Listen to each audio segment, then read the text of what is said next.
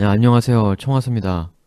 지난 시간에 온달과 연개소문 가문이라는 굉장히 미스테리한 두 집단, 온달은 평강 왕 측에게 전격 발탁되었고, 연개소문 가문도 개소문 할아버지 연자유 때부터 망리질하게 되면서 쑥 치고 올라가는 그들의 진정한 실체는 과연 무엇이었단 말인가? 이걸 알려면 온달 장인 평원왕에서 조금만 더 올라가 볼 필요가 있겠습니다. 유명하진 않아도 각 시대별로 굉장히 흥미로운 내용이 많아요. 이 평원왕 장인의 아버지 양원왕부터 일단 심상치가 않죠. 지난 시간에 말씀드렸듯 8살부터 왕이 되었다는 일본서기 기록은 태자만 12년 했다는 삼국사기 기록과 충돌이 나면서 아니라고 보지만 그래도 크게 나이 많은 삶을 살지는 않은 것 같다라고 보통 보죠. 그렇다면 아버지가 그랬으니 온달 장인 평원왕도 그렇게 나이가 차서 왕이 되었다 하기보다는 비교적 젊거나 어린 나이에 왕이 되었겠죠. 근데 이 평온한 아버지 양원왕의 등극과 관련된 굉장히 기이한 미스테리가 하나 전해지는데요. 그 미스테리는 아들 평원왕에게도 당연히 영향이 갔을 수 있다. 부자니까. 근데 그 얘기를 하려면은 조금만 더 윗대 얘기를 해야 됩니다. 그 얘기도 흥미진진한데 고구려 후기로 넘어가면서 왕위가 이렇게 진행이 되잖아요. 쭉 이 순서대로. 우리가 이제 장수왕 때까지는 잘 아는데 그 다음부터는 잘 모르지 않습니까? 근데 그걸 모르면 고구려 후기를 도저히 이해를 할 수가 없어요. 당연한 얘기지만 평원왕이 하늘에서 갑자기 뚝 떨어진 왕은 아니잖아요. 평원왕이 어떠한 행동은 장인의 어떠한 행동은 다 전 왕 때부터 누적되어 온 어떤 것들과 무관할 수가 없는 것이죠. 광개토 대왕, 장수왕 이때는 고구려는 최강이었는데 나중에 그 힘의 변곡점이 오죠.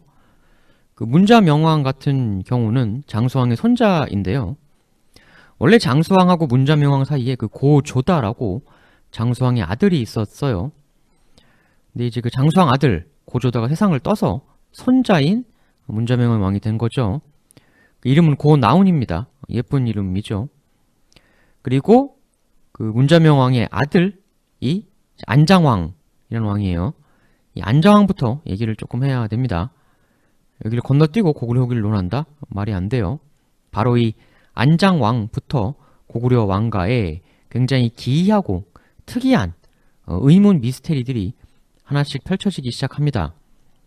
일단 이 안장왕은 아주 유명한 연애 이야기가 있죠. 삼국사기 지리지에 보면 이런 내용이 나오는데요. 고리내연 왕봉형이라는 곳에 대한 설명으로 한씨 미녀가 안장왕을 맞던 곳이라 하여 왕봉이라고 불렸다라는 내용이 나옵니다.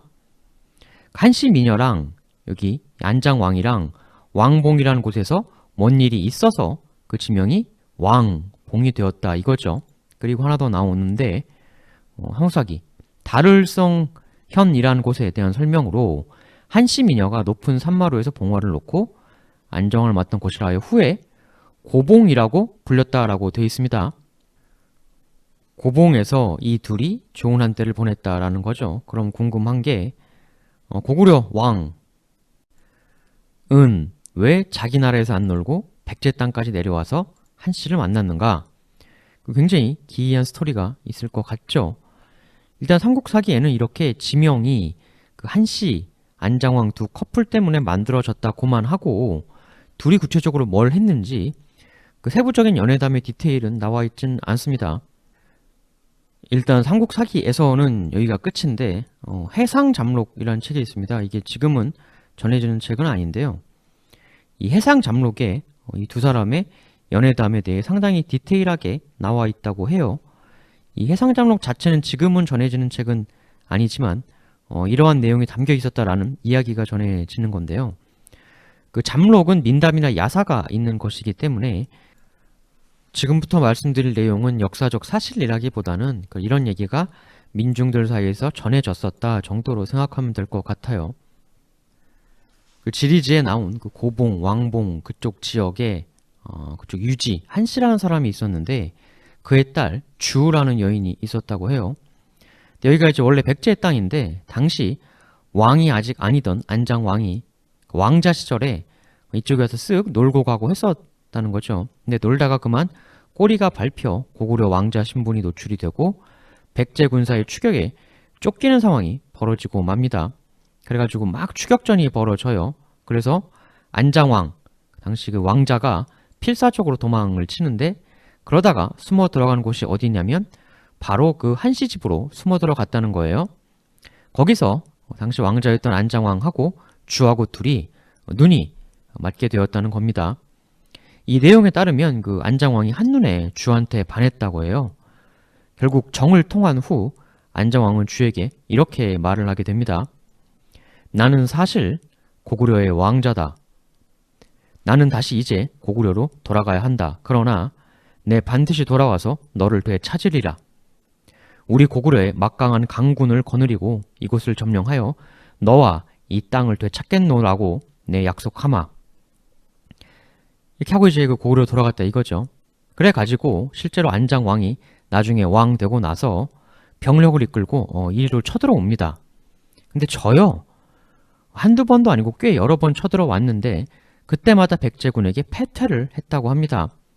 약속을 못 지키는 남자가 되어버린 안장왕. 그래가지고 이 여인주는 그 마음이 아주 애가 타들어가는 거죠. 근데 워낙 미모가 출중하니까 백제에서도 당연히 남자들이 있었을 거잖아요. 그 해당 지역에 그 백제 관리가 있었어요. 이 관리가 자기가 맡은 고을에 희대의 미인이 있다는 그 소식을 못 들을 리가 없죠. 해서 보고받은 관리는 그런 중차대한 정보를 왜 이제서야 보고하는 것인가? 라고 했는지 어땠는지 여하튼 소식을 듣자마자 바로 주한테 이제 찝적대기 시작합니다. 바로 만사제치고 그 주의 아버지 한씨 집으로 찾아가서 밑도 끝도 없이 이렇게 이야기를 하게 되는 거죠. 긴 말 필요 없다. 딸 주를 내게 달라. 근데 여기서 이 주가 가만히 있지 않고 나서서 이렇게 말을 하게 됩니다. 그것은 아니 될 일이옵니다. 어째서냐? 저는 이미 마음을 준 사내가 있습니다. 당황을 하죠, 관리는. 그러나 그 사내는 오래전에 멀리 떠나고 현재는 그 생사조차 알 수가 없는 상황입니다. 고로 관리님의 청혼은 그 사내가 살았는지 죽었는지 알게 된 이후에 그때서야 생각을 해보도록 하겠습니다. 이렇게 이제 말을 하게 된 거예요. 그러니까 이 말을 듣고 백제 관리는 극대노를 하게 됩니다. 이 나보다 감히 먼저 주랑 놀아놨다는 그 놈은 대체 누구인가? 이러면서 이제 다짜고짜 따지면서 주한테 화를 내게 되는데요. 그 사내놈이 누군지 당장 이실직고 해라. 잡히면 가만두지 않겠다. 근데 주가 그가 누군지 당연히 얘기를 못하죠. 적국의 왕자랑 정분을 통했다. 그 얘기를 했다가는 괘씸죄 플러스 내통죄가 되는 건데, 근데 이 관리가 뭔가 들은 얘기가 있어서 그랬는지 직감을 한 건지 어느 정도 눈치를 챘다고 해요. 네가 말하지 못하는 이유가 혹시 그 남자가 우리 백제가 아닌 고구려인이어서 말을 못하는 거 아니냐? 말해라. 말을 못하는 거 보니 아마 맞는 모양이구나. 좋다. 적국의 사내놈과 사통을 했다는 건 그것 자체로 내통죄 처형감이다. 당장 인연을 옥에 가두어라. 이렇게 해가지고 이제 그 주를 옥에 가두게 돼요. 근데 이건 사실 정말 그 벌을 주려 한 것이라기보다는 협박으로 구슬려서 자기랑 혼인하게 만들려는 관리의 술책이었다고 합니다. 근데 주는 여기에 대해 마치 춘향이처럼 굴하지 않고 계속 옥에서 고초를 겪는 길을 택합니다. 그 백제 관리는 딱 변학도 포지션이죠. 온갖 고초를 겪으면서도 이 주는 안장왕을 그리워하는 마음을 접지 못합니다. 그래서 그 글을 그리는 노래도 구슬프게 불렀다고 하는데요. 근데 그 구슬픈 노래, 그 변학도 같은 관리도 듣게 되는 거죠. 그러고 나니 이 관리도 역시 이제 안 되겠구나 해가지고 결국 주를 처형해야 되겠다 이런 결심까지 굳히게 되었다고 합니다. 가지지 못할 바엔 부셔버리겠다 이거죠. 근데 이 소식이 약속을 지키지 못한 남자 안장왕한테도 들어가게 됩니다. 근데 소식을 들어도 뭐 남의 나라인데 뭐 쳐들어가도 계속 졌잖아요. 그러니까 어떻게 할 수가 없는 거죠. 그래서 그냥 좌불안석의 시간을 보내게 되는데요. 결국 안장왕은 주를 구해오는 이에게 천금의 상을 주겠다라는 공고를 내기도 했지만 아무도 그에 응하는 이가 없었다고 합니다. 이렇게 안장왕의 한숨만 깊어지는데, 근데 여기서 사랑은 또 사랑으로 해결해야 한다고 그 안장왕에겐 그 여동생이 있었다고 합니다. 이 민담에. 그 이름이 안학인데요. 고 안학. 근데 이 그 안장왕의 여동생 안학을 사모하는 한 장군이 있었으니 그가 바로 을밀이라는 인물이었습니다. 근데 이 그 을밀과 그 여동생의 결혼에 대해 오빠인 안장왕은 반대를 쭉 해왔었다고 합니다. 을밀 집안이 별로 마음에 안 들어서 그랬다고 해요. 그래서 이 을밀이 삐져가지고 관직도 휴직계 내고 집에서 두문불출하고 있었는데 안장왕이 주를 못 구해서 안절부절이라는 소식을 듣고 을밀이 왕궁으로 찾아옵니다. 와서 하는 말, 제가 그 여인을 구해오겠습니다. 정말 해주겠는가? 하겠습니다. 대신 조건이 있습니다. 그게 뭔가? 그 소원은 뭐겠어요? 그 안장왕 여동생과의 결혼이죠. 결혼시켜주면 돼 구해오겠다. 근데 여기서 안장왕이 또 같은 남자로서 뭔가의 동질감을 느꼈는지 어땠는지 오케이를 합니다. 좋다. 주를 데려올 수 있다면 여동생과의 결혼을 허락하마. 이제 오케이를 득하고 이 그 을밀이 이제 쫙 작전 계획을 준비해온 걸 브리핑하게 돼요.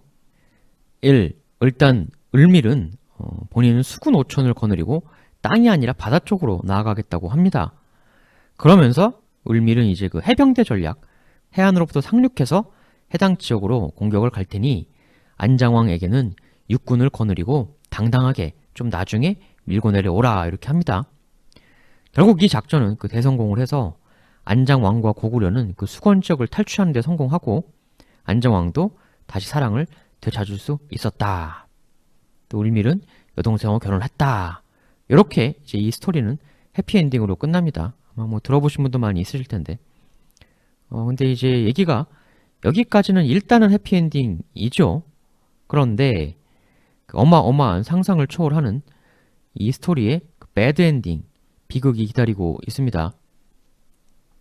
뭐 지금까지의 내용이야 뭐 잠록 즉 그 민담, 야사에서 이제 발췌가 된 거니까 이 스토리 자체가 전부 사실이다 이런 것은 당연히 아닐 것이고, 다만 일단 우리의 그 정사 한국사기 지리지에 한시 미녀가 안장왕을 맞던 곳이라여 왕봉으로 불렸다라고 나와 있기 때문에 그 세부적인 연애의 그 스토리야 픽션이 가미되었을 순 있어도 백제인 혹은 백제의 어떤 지역과 안장왕 사이에 무언가의 일이 있었을 개연성까지 전면 부정하긴 좀 애매합니다.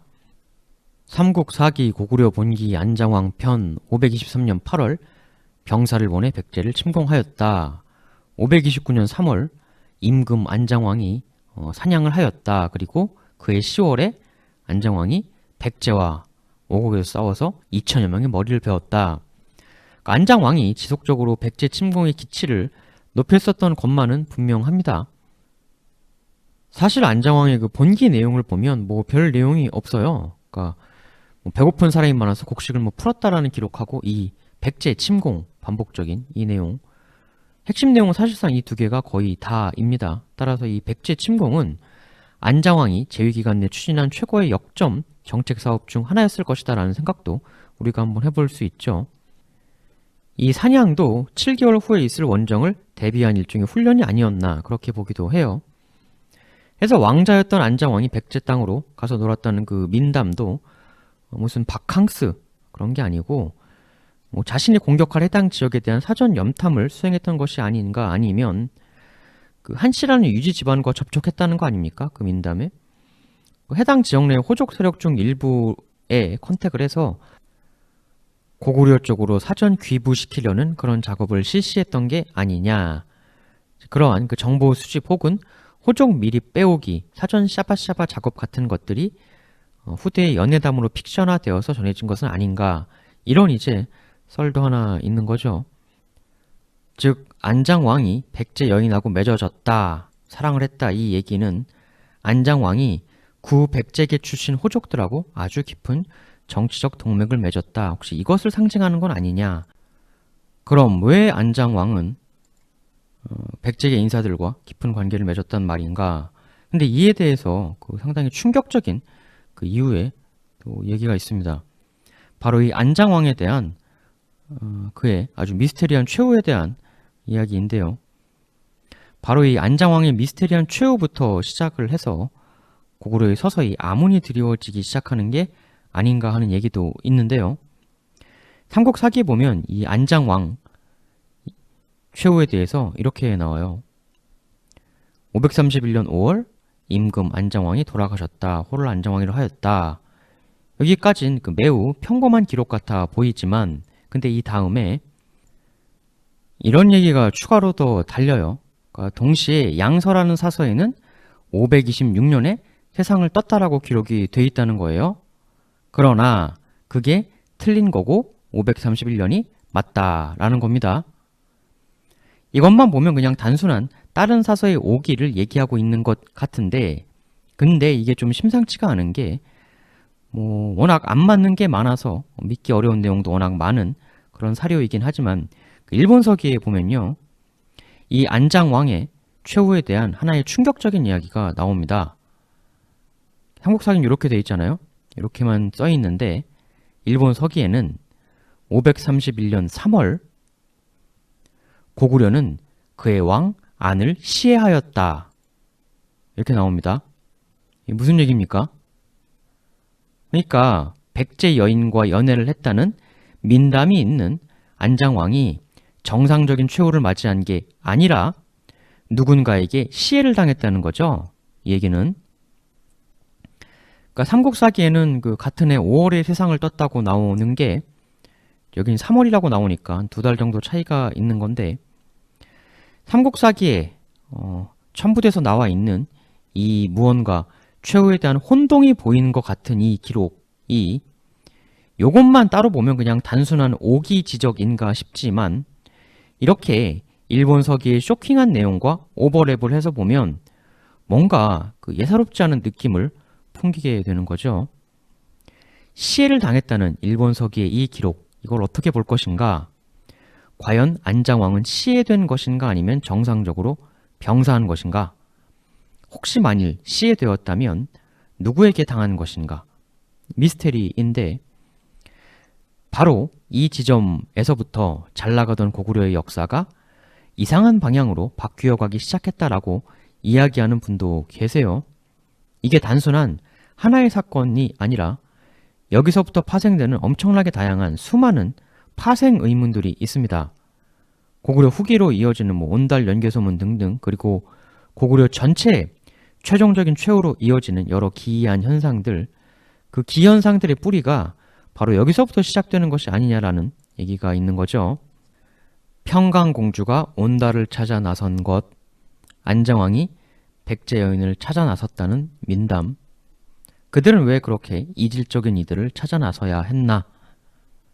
그간 영상을 좀 길게 했는데 제발 길게 하지 말라는 여러분들의 얘기가 또 있으셨어요. 그래서 일단 여기서 한번 끊고 다음 시간부터 더 본격적인 이야기, 이 기이한 미스터리 및 여기서부터 파생되어가는 수많은 의문들을 하나씩 풀어나가 보도록 하겠습니다.